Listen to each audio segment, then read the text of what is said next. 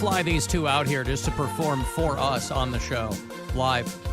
The Dream Eaters.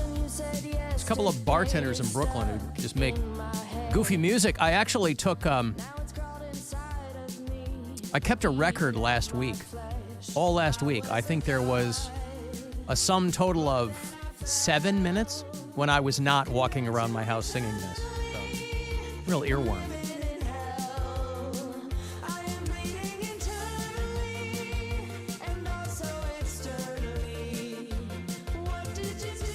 Guardians were not able to complete the sweep there against KC Royals last night. What was it, 4-1? Yeah. 4-1 Kansas City Royals. The Guardians will take tonight off, and then they'll start up the weekend series out west. It completely went past me that I will have to preempt our metal show this Saturday night because they're playing West Coast games. So 2 hours to midnight, which we normally do. I was all ready to, it's all put together. So I'm just going to kick the can down to next weekend. We were all ready to perform the program for you on Saturday night. Me and Corey Roddick and Pat Butler do a big old metal show on Saturdays, but that Guardians-Dodgers game is going to be a 9:10 first pitch. That's Saturday night. Tomorrow night, it's 10:10. Wow. I wonder why the hour differential.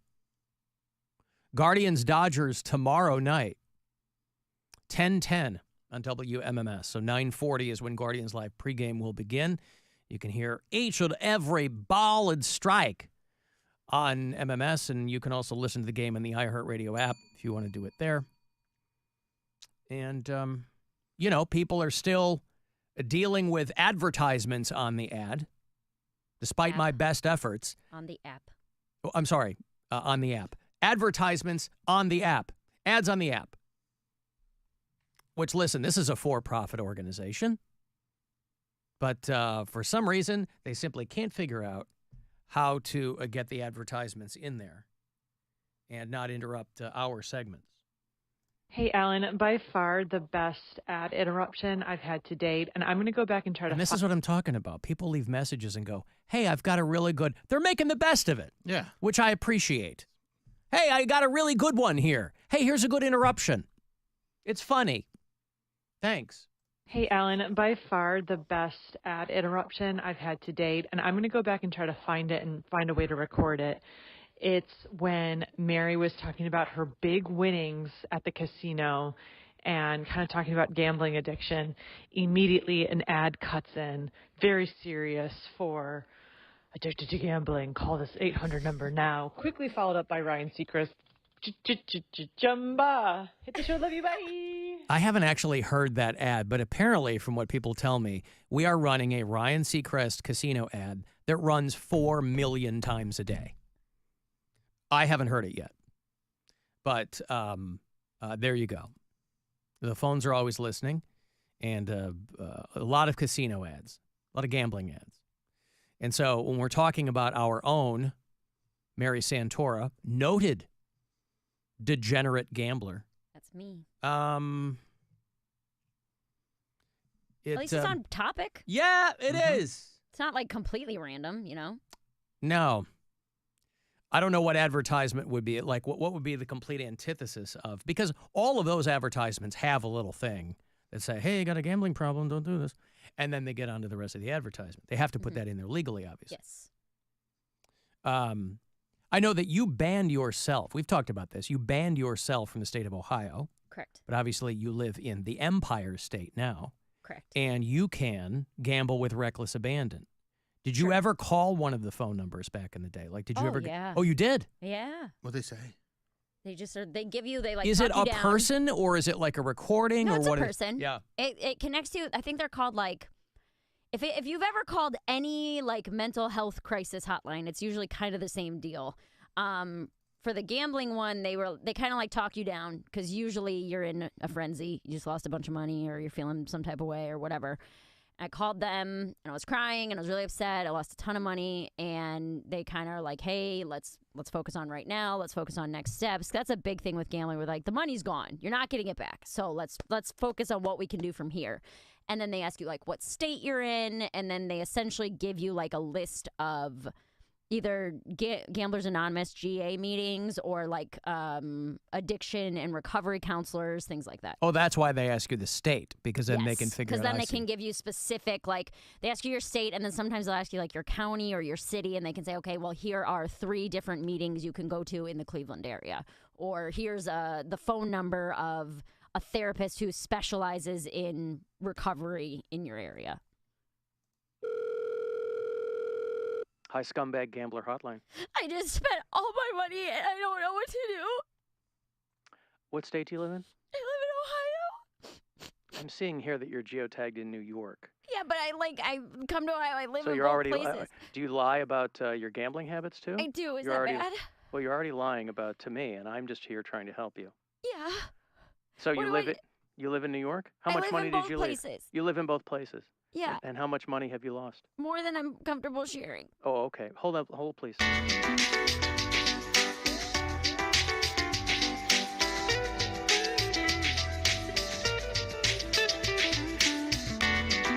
Hi, Gambler Hop.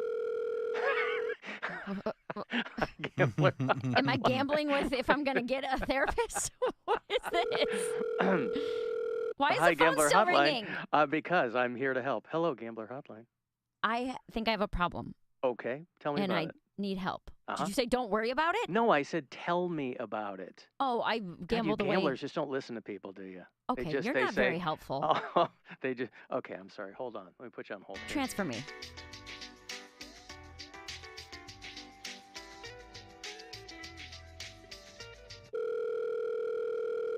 Hello, Gambler Hotline. I spent a bunch of money and I'm just trying to freak out. I'm trying not to freak out and I just want help. I need to know how to get help. I'm going to need to know the exact dollar amount of how much money you lost. $92,000. $92,000. Hey, Frank, this chick lost $92,000. Doing what? What's going on right now? Gambling. Are What you an guys idiot. Oh, my God. I'm sorry. Hold on. What do you do? Who is Frank? Hello. I'm sorry. That was... Who's Frank? There's no Frank here. Oh, my God. I'll be frank. You've lost more money than you should have lost. Now, let's go on to next steps. All right? You're there in New York and you're in Ohio. Yes. Calling us is the best first step. It doesn't seem like it, to be This honest. is- I'm less than impressed with the level of service I'm receiving. What can I do to make you more than impressed? I'm having a very hard time in my life, and I would like some support. And you're over here laughing at me Well, and talking clearly to you're Frank. down $92,000. Of course, you're having a Exactly. terrible... I'm sorry. Hold on, please. Hey, Jimmy, still talking to that dumb bitch that lost $90,000? Oh, Jimmy and Frank are the worst. No, they're jerks. God, no wonder they got fired. Can you connect me to the suicide hotline, please? I can't. Let's go. Oh, no. That's terrible. Pick it up. Oh, Bill wants to do the suicide hotline. Oh, he does? He wants to do the That's what it suicide? seems like. Uh-huh. Hi, this is Frank from the Suicide Hotline. They're doing double duty. Yeah. Just do it, man. Just jump. Hey, Danny. Hey, Alan. What's up? Hey, I had a question. I'm in a local metal band, and I listen to your radio station. for you. Yeah? And I was wondering, how would I go about getting anything played on your show, if I could? Oh, email me. It's the email for the metal show is 2htm@wmms.com. Oh, okay. All right? Thanks a lot. I appreciate it. What's the name of your band, Danny? I'll judge it from there. Dark Andella. Dark and what? Dark Andella. What's Andella? Well, it's like, I think it's a Latin or Spanish, I think, for dark and light.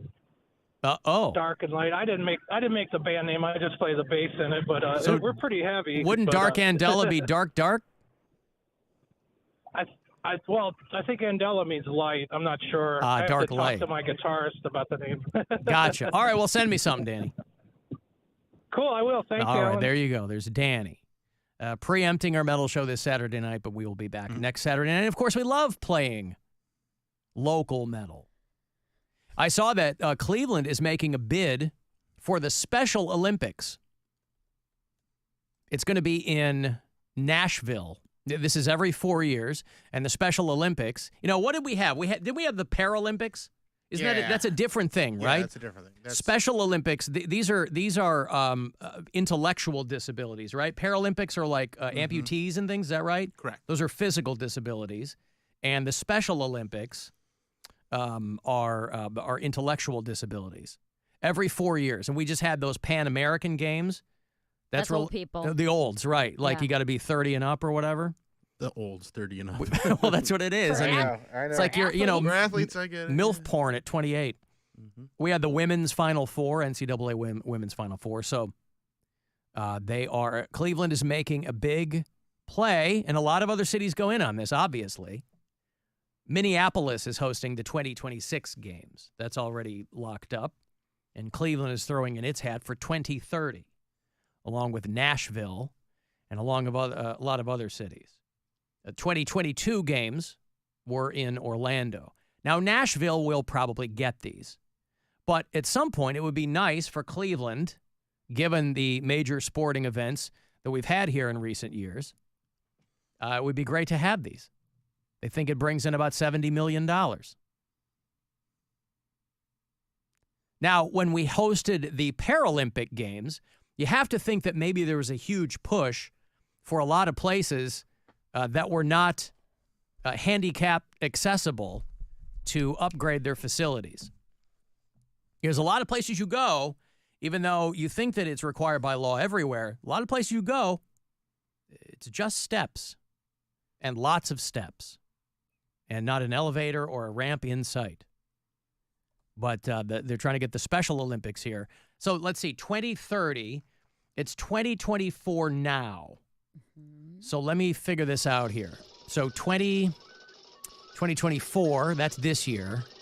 January, what's it now, September? January will be 2025. 26, 27, carry the 3, 20, so 7 years. Is it 7 years till 2030, Mary? Yeah, it's about 2024 now. I'm sorry, 6 years. 6 years until the 2030 games. Is that right? I think I nailed that.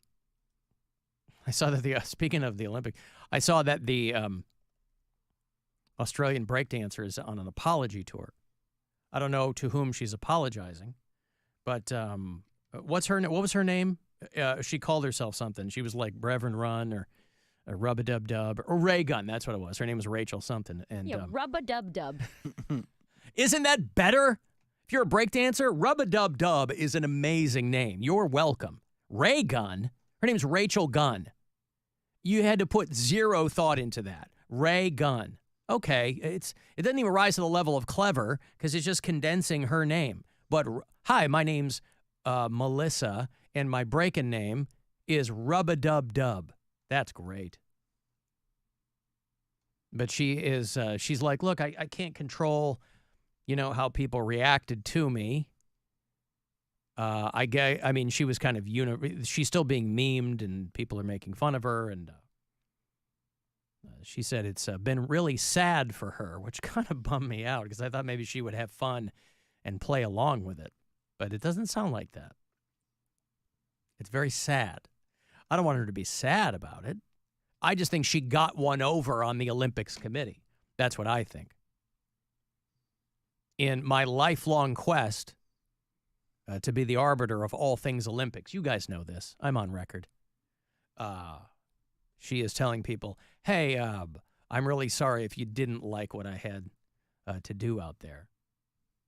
And so, I don't know. Maybe we can get her in on some appearances in Cleveland. Maybe she can validate herself with a crowd who didn't understand what she was doing, because that was her original statement. You just don't understand what I'm doing. I'm doing my own thing. And I have to take her at her word because I can't look at a break dancer and tell if what they're doing is good. I don't break dance. You can tell if something looks fluid. That seems to be part and parcel of good break dancing. Hers was very herky-jerky. A little more herky than jerky, but either way, it was very, very strange. And so she's apologizing to people, which seems unnecessary. Who is this comedian you sent me, Bill? This is a guy named Skyler Higley. Do you know Skyler Higley? I do know him. I met him at a show here a few months ago, and he was, I think, in the Vulture like top comics to like look out for, and he's written for Conan, and I've seen a bunch of his videos and tweets and stuff. He was a black dude that was adopted and raised by white Mormon parents in Utah, so we kind of bonded over that. Oh, okay. Because you're both black. Yes, that's what it was. And they both have heard of Utah. Former Mormons, so yeah. But he did an interview with, I think it was it Vulture?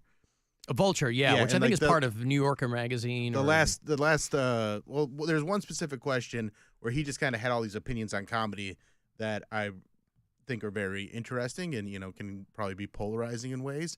But I thought it'd be fun to discuss them. That older comedians should retire? Well, there's a bunch that are in there. But yeah, like older comedians should retire. I think that was a nice take because there's so many older comedians that are just putting out the same special where they're not bringing anything new.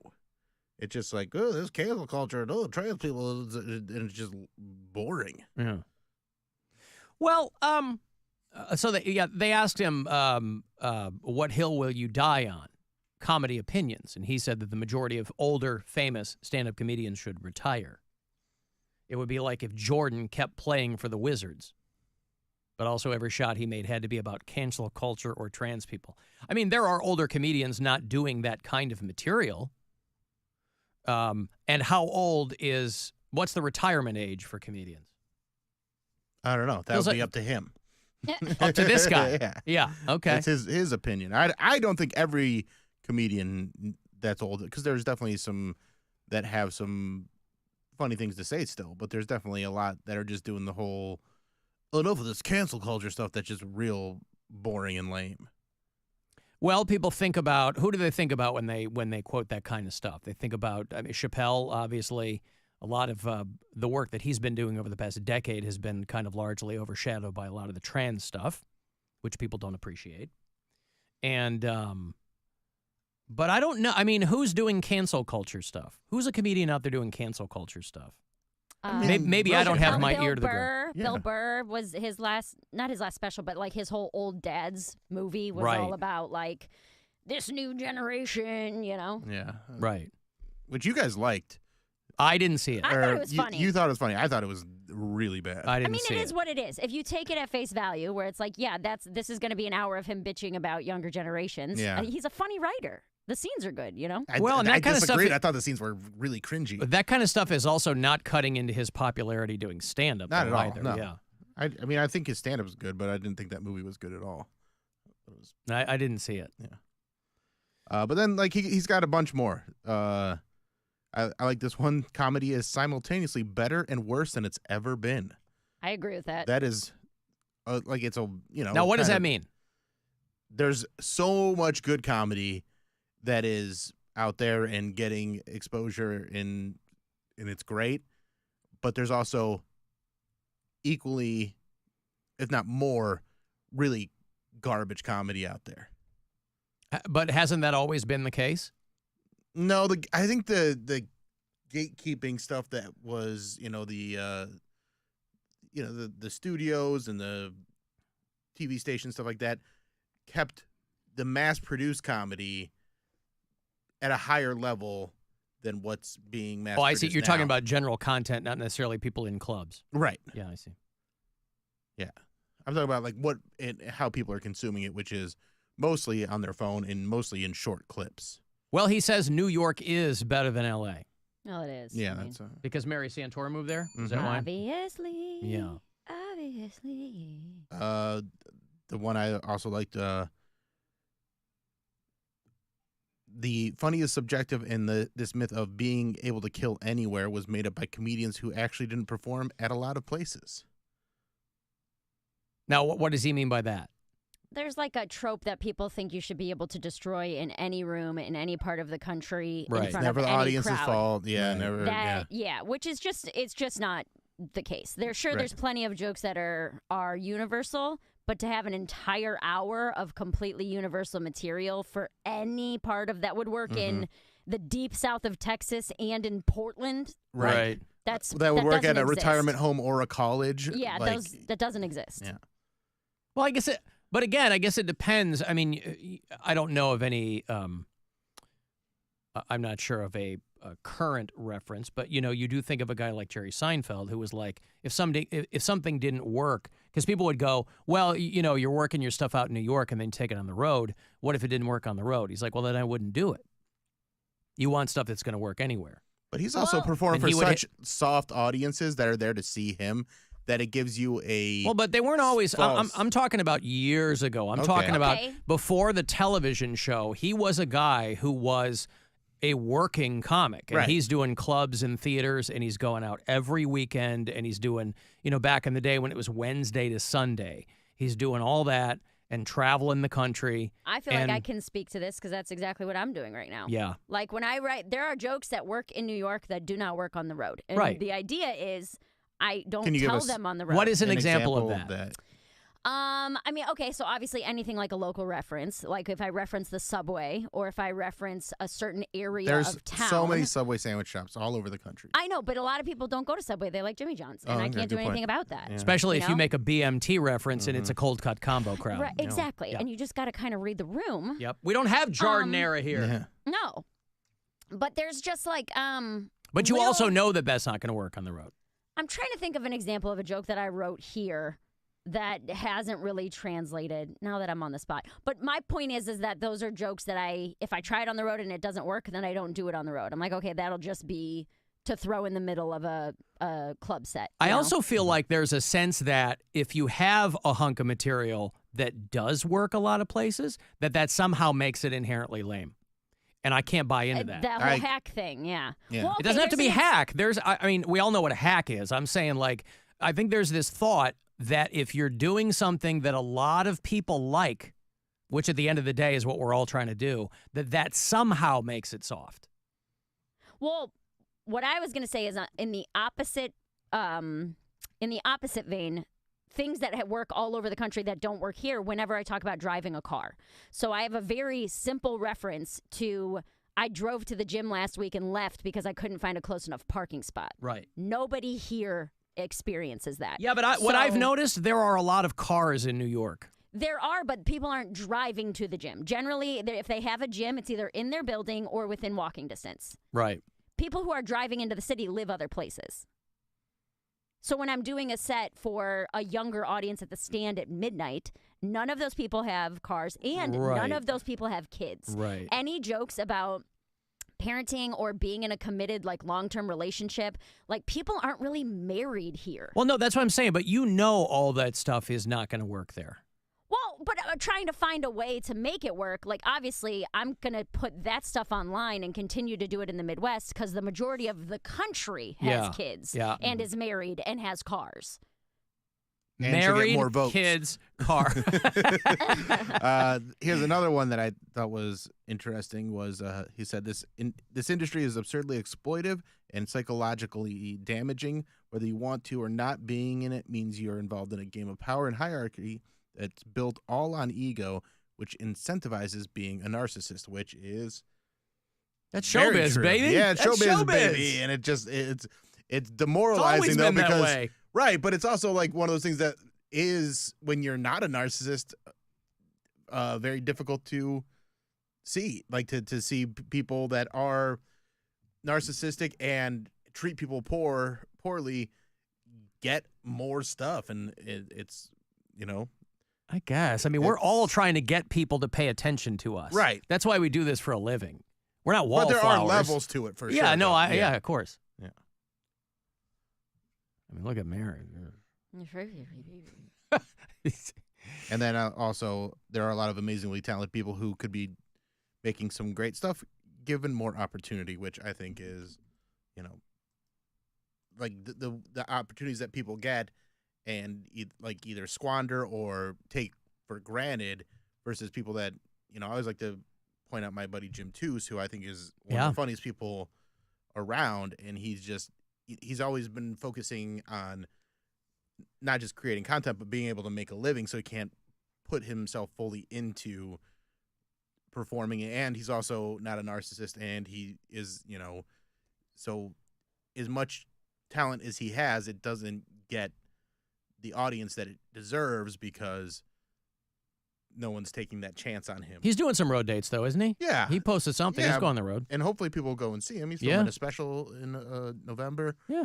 But, and I know Mary knows this because, I mean, that's why she's in New York, is so that she can get on stage more and focus just on stand-up rather than, you know, what I do, where I'm not just doing stand-up, but I'm also producing the shows and advertising the shows, and there's so much that goes into it to try and create a scene so that other people can get a chance to get better at it. Not me. Mary's Selfish- cashing them sweet selfish Applebee's AF. Dollarita checks. Yeah, idiots. I got paid $100 for that. Suck it. American, no less. American dollars. Yup. It's all about the Benjamin.